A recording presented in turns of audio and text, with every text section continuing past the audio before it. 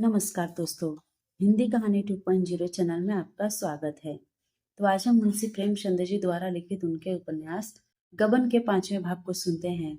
लेकिन उससे पहले आप सभी लोग से एक विनम्र अनुरोध है कि अगर चैनल पर नए हैं तो चैनल को सब्सक्राइब जरूर कीजिएगा। उपन्यास अच्छी लगे तो लाइक शेयर कमेंट जरूर कीजिएगा। तो चलिए शुरू करते हैं गबन उपन्यास के 5वें भाग को। चार्ज में था ही क्या, केवल आज की आमदनी का हिसाब समझा देना था। रमा आधा घंटा में अपना काम समझ गया। बूढ़े मुंशी जी ने यद्यपि खुद ही यह जगह छोड़ी थी, पर इस वक्त जाते हुए उन्हें दुख हो रहा था। इसी जगह वह 30 साल से बराबर बैठते चले आ रहे थे।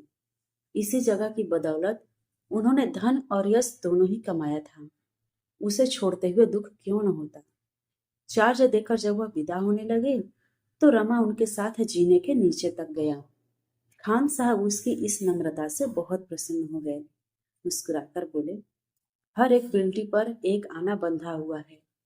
खुली हुई बात है, लोग शौक से देते हैं।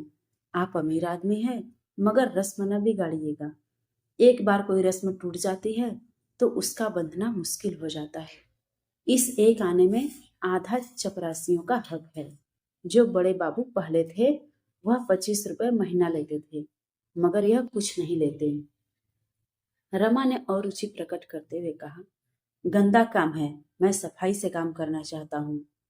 बूढ़े मियाँ ने हंसकर कहा, अभी गंदा मालूम होता है, लेकिन फिर इसमें मजा आएगा। खान साहब को विदा करके रमा अपनी कुर्सी पर आ बैठा और एक चपरासी से बोला, इन लोगों से कहो बरामदे के नीचे चले जाएं, एक एक करके नंबरवार आवें। एक कागज पर सबके नाम नंबरवार लिख लिया करो। एक बनिया जो 2 घंटे से खड़ा था खुश होकर बोला, हाँ सरकार, यह बहुत अच्छा होगा। रामानाथ बोले, जो पहले आवे उसका काम पहले होना चाहिए, बाकी लोग अपना नंबर आने तक बाहर रहें। यह नहीं कि सबसे पीछे वाले शोर मचाकर पहले आ जाएं और पहले वाले खड़े मुंह ताकते रहें। कई व्यापारियों ने कहा, हाँ बाबूजी, यह इंतजाम हो जाए तो बहुत अच्छा हो, भगभड़ में बड़ी देर हो जाती है। इतना नियंत्रण रमा का रूप जमाने के लिए काफी था। वणिक समाज में आज ही उसके रंग ढंग की आलोचना और प्रशंसा होने लगी। किसी बड़े कॉलेज के प्रोफेसर को इतनी ख्याति उम्र भर में भी नहीं मिलती। 2-4 दिन के अनुभव से ही रमा को सारे दांव घात मालूम हो गए। ऐसी ऐसी बातें सूझ गई जो खान साहब को ख्वाब में भी न सूझी थी। माल की तौल, गिनती और परख में इतनी धांधली थी जिसकी कोई हद नहीं। जब इस धांधली से व्यापारी लोग सैकड़ों की रकम डकार जाते हैं तो रोमा बिल्टी पर एक आना लेकर ही क्यों संतुष्ट हो जाए, जिसमें आधा आना चपरासियों का है। माल की तौल और परख में दृढ़ता से नियमों का पालन करके वह धन और कीर्ति दोनों ही कमा सकता है। यह अवसर वह क्यों छोड़ने लगा, विशेषकर जब बड़े बाबू उसके गहरे दोस्त थे। रमेश बाबू इस नए रंग ईट की कार्य पटुता पर मुग्ध हो गए। उसकी पीठ ठोकर बोले, कायदे के अंदर रहो और जो चाहो करो, तुम पर आंच तक न आने पाएगी। रमा की आमदनी तेजी से बढ़ने लगी। आमदनी के साथ प्रभाव भी बढ़ा। सूखी कलम घिसने वाले दफ्तर के बाबुओं को जब सिगरेट, पान, चाय या जलपान की इच्छा होती तो रमा के पास चले आते। उस बहती गंगा में सभी हाथ धो सकते थे। सारे दफ्तर में रमा की सराहना होने लगी। पैसे को तो वह ठिकरा समझता है, क्या दिल है कि वाह, और जैसा दिल है वैसे ही जबान भी। मालूम होता है नस नस में शराफत भरी हुई है। बाबुओं का जब यह हाल था तो चपरासियों और मुहर्रिरों का पूछना ही क्या। सब के सब रमा के बिना दामो गुलाम थे। उन गरीबों की आमदनी ही नहीं, प्रतिष्ठा भी खूब बढ़ गई थी। जहां गाड़ीवान तक फटकार दिया करते थे वहां अब अच्छे अच्छे की गर्दन पकड़कर नीचे ढकेल देते थे। रमानाथ की तूती बोलने लगी, मगर जालपा की अभिलाषाएं अभी एक भी पूरी न हुई। नाग पंचमी के दिन मोहल्ले की कई युवतियां जालपा के साथ कजरी खेलने आई, मगर जालपा अपने कमरे के बाहर नहीं निकली। भादों में जन्माष्टमी का उत्सव आया। पड़ोस ही में एक सेठ जी रहते थे, उनके यहाँ बड़ी धूमधाम से उत्सव मनाया जाता था। वहां से सास और बहू को बुलावा आया। जागेश्वरी गई जालपा ने जाने से इनकार किया। इन 3 महीनों में उसने रमा से एक बार भी आभूषण की चर्चा न की, पर उसका यह एकांत प्रेम उसके आचरण से उत्तेजक था। इससे ज्यादा उत्तेजक वह पुराना सूची पत्र था जो एक दिन रमा कहीं से उठा लाया था। इसमें भांति भांति के सुंदर आभूषणों के नमूने बने हुए थे, उनके मूल्य भी लिखे हुए थे। जालपा एकांत में इस सूची पत्र को बड़े ध्यान से देखा करती। रमा को देखते ही वह सूची पत्र छिपा लेती थी।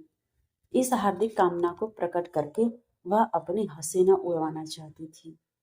रमा आधी रात के बाद लौटा तो देखा जालपा चारपाई पर पड़ी है। हंसकर बोला, बड़ा अच्छा गाना हो रहा था, तुम नहीं गई? बड़ी गलती कर दी। जालपा ने मुंह उधर कर लिया, कोई उत्तर न दिया। रमा ने फिर कहा, यहाँ अकेले पड़े पड़े तुम्हारा जी नहीं घबराता? जालपा ने तीव्र स्वर में कहा, तुम कहते हो मैंने गलती की? मैं समझती हूँ मैंने अच्छा किया। वहां किसके मुंह में कालिख लगती? जालपा ने ताना तो न देना चाहती थी, पर रमा की इन बातों ने उसे उत्तेजित कर दिया। रोष का एक कारण यह भी था कि उसे अकेली छोड़कर सारा घर उत्सव देखने चला गया। अगर उन लोगों के अंदर हृदय होता तो क्या वहां जाने से इनकार न कर देते? रमा ने लज्जित होकर कहा, कालिख लगने की तो कोई बात न थी। सभी जानते हैं कि चोरी हो गई है, और इस जमाने में 2-4 हजार के गहने बनवा लेना मुंह का कौर नहीं है। चोरी का शब्द जबान पर लाते हुए रमा का हृदय धड़क उठा। जालपा पति की ओर तीव्र दृष्टि से देखकर रह गई और कुछ बोलने से बात बढ़ जाने का भय था, पर रमा को उसकी दृष्टि से ऐसा भासित हुआ मानो उसे चोरी का रहस्य मालूम है और वह केवल संकोच के कारण उसे खोलकर नहीं कह रही है। उसे यह स्वप्न की बात भी याद आई जो जालपा ने चोरी की रात को देखा था। वह दृष्टि बाढ़ के समान उसके हृदय को छेदने लगी। उसने सोचा, शायद मुझे भ्रम हुआ, इस दृष्टि में रोष के सिवा और कोई भाव नहीं। मगर यह कुछ बोलती क्यों नहीं, चुप क्यों हो गई? उसका चुप हो जाना ही गजब था। अपने मन का संशय मिटाने और जालपा के मन की थाह लेने के लिए रमा ने मानो डुब्बी मारी। यह कौन जानता था कि डोली से उतरते ही यह विपत्ति तुम्हारा स्वागत करेगी। जालपा आंखों में आंसू भरकर बोली, तो मैं तुमसे गहनों के लिए रोती तो नहीं हूँ। भाग्य में जो लिखा था वह हुआ, आगे भी वही होगा जो लिखा है। जो औरतें गहने नहीं पहनती, क्या उनके दिन नहीं कटते? इस वाक्य ने रमा का संशय तो मिटा दिया, पर इसमें जो तीव्र वेदना छिपी हुई थी वह उससे छिपी न रही। इन 3 महीनों में बहुत प्रयत्न करने पर भी वह 100 रुपए से अधिक संग्रह न कर सका था। बाबू लोगों के आदर सत्कार में उसे बहुत कुछ फलना पड़ता था, मगर बिना खिलाए पिलाए भी तो काम न चल सकता था। सभी उसके दुश्मन हो जाते और उसे उखाड़ने की घातें सोचने लगते। मुफ्त का धन अकेले नहीं हजम होता, यह वह अच्छी तरह जानता था। वह स्वयं एक पैसा भी व्यर्थ न खर्च करता। चतुर व्यापारी की भांति वह जो कुछ खर्च करता था वह केवल कमाने के लिए। आश्वासन देते हुए बोला, ईश्वर ने चाहा तो 2-1 महीने में कोई चीज बन जाएगी। जालपा बोली, मैं उन स्त्रियों में नहीं हूं जो गहनों पर जान देती हैं। हाँ, इस तरह किसी के घर आते जाते शर्म आती ही है। रमा का चित्त ग्लानि से व्याकुल हो। जालपा के एक एक शब्द से निराशा टपक रही थी। इस अपार वेदना का कारण कौन था? क्या यह भी उसी का दोष न था कि इन 3 महीनों में उसने कभी गहनों की चर्चा नहीं की? जालपा यदि संकोच के कारण इसकी चर्चा न करती थी तो रमा को उसके आंसू पोंछने के लिए, उसका मन रखने के लिए क्या मौन के सिवा दूसरा उपाय न था? मोहल्ले में रोज ही एक नए उत्सव होता रहता है। रोज ही पास पड़ोस की औरतें मिलने आती हैं, बुलावे भी रोज आते ही रहते हैं। बेचारी जालपा कब तक इस प्रकार आत्मा का दमन करती रहेगी, अंदर ही अंदर कूदती रहेगी। हंसने बोलने को किसका जी नहीं चाहता? कौन कैदियों की तरह अकेला पड़ा रहना पसंद करता है? मेरे ही तो कारण इसे यह भीषण यातना सहनी पड़ रही है। उसने सोचा, क्या किसी सर्राफ से गहने उधार नहीं लिए जा सकते? कई बड़े सर्राफों से उसका परिचय था, लेकिन उनसे वह बात कैसे कहता? कहीं वे इनकार कर दे तो? यह संभव है बहाना करके टाल दे। उसने निश्चय किया कि अभी उधार लेना ठीक न होगा। कहीं वादे पर रुपए न दे सका तो व्यर्थ में थुक्का फजीहत होगी, लज्जित होना पड़ेगा। अभी कुछ दिन और धैर्य से काम लेना चाहिए। सहसा उसके मन में आया इस विषय में जालपा की राय लूं, देखूं वह क्या कहती है। अगर उसकी इच्छा होती हो तो किसी सर्राफे से वादे पर चीजें ले ली जाए। मैं इस अपमान और संकोच को सह लूंगा। जालपा को संतुष्ट करने के लिए कि उसके गहनों की उसे कितनी फिक्र है, बोला, तुमसे एक सलाह करना चाहता हूँ, पूछूं या न पूछूं। जालपा को नींद आ रही थी। आंखें बंद किए हुए ही बोली, अब सोने दो भाई, सवेरे उठना है। रमानाथ बोले, अगर तुम्हारी राय हो तो किसी सर्राफ से वादे पर गहने बनवा लूं, इसमें कोई हर्ष तो नहीं है। जालपा की आंखें खुल गई। कितना कठोर प्रश्न था। किसी मेहमान से पूछना, कहिए तो आपके लिए भोजन लाऊं, कितनी बड़ी अशिष्टता है। इसका तो यही आशय है कि हम मेहमान को खिलाना नहीं चाहते। रमा को चाहिए था कि चीजें लाकर जालपा के सामने रख देता। उसके बार बार पूछने पर भी यही कहना चाहिए था कि दाम देकर लाया हूं। तब वह अलबत्ता खुश होती। इस विषय में उसकी सलाह लेना घाव पर नमक छिड़कना था। रमा की ओर अविश्वास की आंखों से देखकर बोली, मैं तो गहनों के लिए इतनी उत्सुक नहीं हूं। रमानाथ बोले, नहीं, यह बात नहीं, इसमें क्या हर्ष है कि किसी सर्राफ से चीजें ले लूं, धीरे धीरे उसके रुपए चुका दूंगा। जालपा ने दृढ़ता से कहा, नहीं, मेरे लिए कर्ज लेने की जरूरत नहीं। मैं वेश्या नहीं हूं कि तुम्हें नोच खसोट कर अपना रास्ता लूं। मुझे तुम्हारे साथ जीना और मरना है। अगर मुझे सारी उम्र बेगहनों के भी रहना पड़े तो भी मैं कुछ लेने को न कहूंगी। औरतें गहनों की इतनी भूखी नहीं होती। घर के प्राणियों को संकट में डालकर गहने पहनने वाली दूसरी होंगी। लेकिन तुमने जो पहले कहा था कि जगह बड़ी आमदनी की है, मुझे तो कोई विशेष बचत दिखाई नहीं देती। रमानाथ बोले, बचत तो जरूर होती और अच्छी होती, लेकिन जब अहलकारों के मारे बचने भी पाए, सब शैतान सिर पर सवार रहते हैं। मुझे पहले न मालूम था कि यहाँ इतने प्रेतों की पूजा करनी होगी। जालपा बोली, तो अभी कौन सी जल्दी है, बनते रहेंगे धीरे धीरे गहने। रमानाथ बोले, खैर तुम्हारी सलाह है तो एक आधा महीने और चुप रहता हूँ। मैं सबसे पहले कंगन बनवाऊंगा। जालपा ने गदगद होकर कहा, तुम्हारे पास अभी इतने रुपए कहाँ होंगे। रमानाथ बोले, इसका उपाय तो मेरे पास है। तुम्हें कैसा कंगन पसंद है। जालपा अब अपने कृत्रिम संयम को न निभा सकी। अलमारी में से आभूषणों का सूची पत्र निकालकर रमा को दिखाने लगी। इस समय वह इतनी तत्पर थी मानो सोना लाकर रखा हुआ है, सुनार बैठा हुआ है, केवल डिजाइन ही पसंद करना बाकी है। उसने सूची के 2 डिजाइन पसंद किए। दोनों वास्तव में बहुत ही सुंदर थे, पर रमा उनका मूल्य देखकर सन्नाटे में आ गया। 1000 का था, दूसरा 800 का। रमानाथ बोले, ऐसी चीजें तो शायद यहाँ बन भी न सके, मगर कल मैं जरा सर्राफ की सैर करूंगा। जालपा ने पुस्तक बंद करते हुए करुण स्वर में कहा, इतने रुपए न जाने तुम्हारे पास कब तक होंगे। बनेंगे बनेंगे, नहीं कौन कोई गहनों के बिना मरा जाता है। रमा को आज इसी उधेड़ बुन में बड़ी रात तक नींद न आई। ये जड़ाऊ कंगन इन गोरी गोरी कलाइयों पर कितने खिलेंगे, यह मोह स्वप्न देखते देखते उसे न जाने कब नींद आ गई। दूसरे दिन बड़ी सवेरे ही रमा ने रमेश बाबू के घर का रास्ता लिया। उनके यहाँ भी जन्माष्टमी में झांकी होती थी। उन्हें स्वयं तो इससे कोई अनुराग न था, पर उनकी स्त्री उत्सव मनाती थी। उसी की याद में अब तक यह उत्सव मनाते जाते थे। रमा को देखकर बोले, आओ जी, रात क्यों नहीं आए, मगर यहाँ गरीबों के घर क्यों आते। सेठ जी की झांकी कैसे छोड़ देते, वहां तो खूब बाहर रही होगी। रमानाथ बोले, आप किसी सजावट तो न थी। हाँ, और सालों से अच्छी थी। कई कत्थक और वेश्याएं भी आई थी। मैं तो चला आया था, मगर सुना रात भर गाना होता रहा। रमेश बाबू बोले, सेठ जी ने तो वचन दिया था कि वेश्याएं न आने पाएंगी, फिर यह क्या किया। इन मूर्खों के हाथों हिंदू धर्म का सर्वनाश हो जाएगा। एक तो वेश्याओं का नाम यूं ही बुरा, उस पर ठाकुर द्वारे में छी छी, न जाने इन गधों को कब अक्ल आएगी।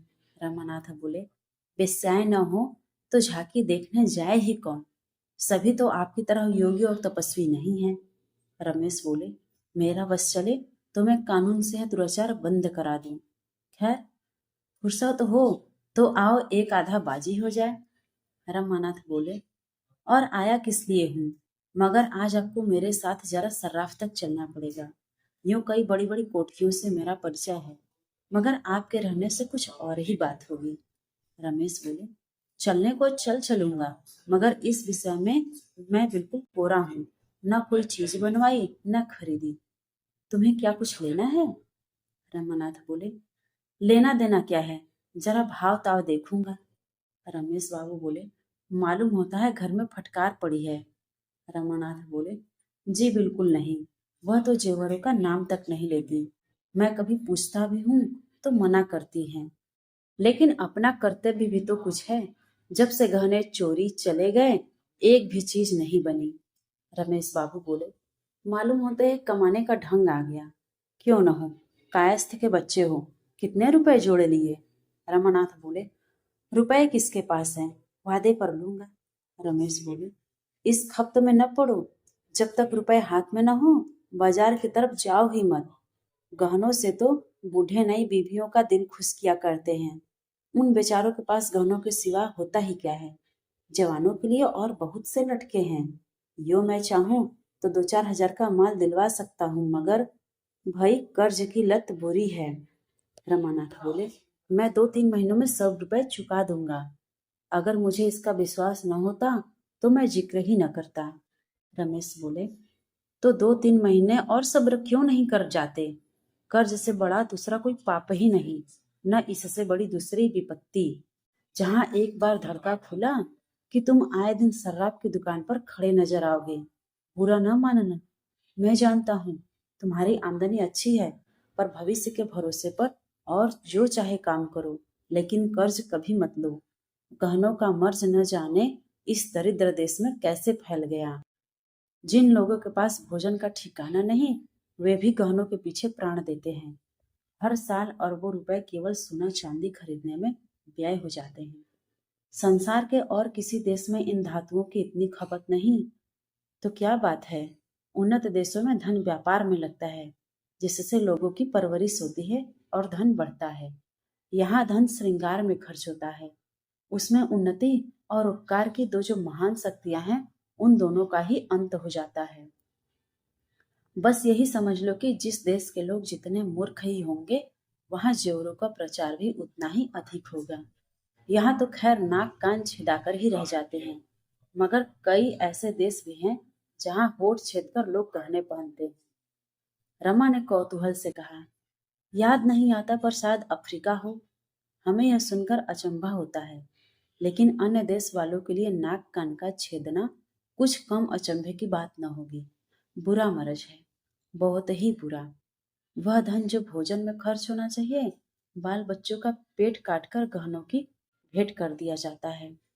बच्चों को दूध न मिले न सही, घी की गंध तक उसकी नाक में न पहुंचे न सही, मेवों और फलों के दर्शन उन्हें न हो, कोई परवाह नहीं। पर देवी जी गहने जरूर पहनेंगी और स्वामी जी गहने जरूर बनवाएंगे। 10-10, 20-20 रुपए पाने वाले कलरकों को देखता हूँ, जो सड़ी हुई कोठरियों में पशुओं की भांति जीवन काटते हैं। जिन्हें सवेरे का जलपान तक मैसर नहीं होता, उन पर भी गहनों की सनक सवार रहती है। इस प्रथा से हमारा सर्वनाश होता जा रहा है। मैं तो कहता हूँ, यह गुलामी पराधीनता से कहीं बढ़कर है। इसके कारण हमारा कितना आत्मिक, नैतिक, दैहिक, आर्थिक और धार्मिक पतन हो रहा है, इसका अनुमान ब्रह्मा भी नहीं कर सकते। रामानाथ बोले, मैं तो समझता हूँ ऐसा कोई भी देश नहीं जहाँ स्त्रियां गहने न पहनती हों। क्या यूरोप में गहनों का रिवाज नहीं है? रमेश बोले, तो तुम्हारा देश यूरोप तो नहीं है। वहां के लोग धनी हैं, वह धन लुटाए उन्हें शोभा देता है। हम दरिद्र हैं, हमारी कमाई का एक पैसा भी फजूल नहीं खर्च होना चाहिए। रमेश बाबू इस वाद विवाद में शतरंज भूल गए। छुट्टी का दिन था, 2 ही 4 मिलने वाले और आ गए। रमनाथ चुपके से खिसक आया। इस बहस में एक बात ऐसी थी जो उसके दिल में बैठ गई। उधार गहने लेने का विचार उसके मन से निकल गया।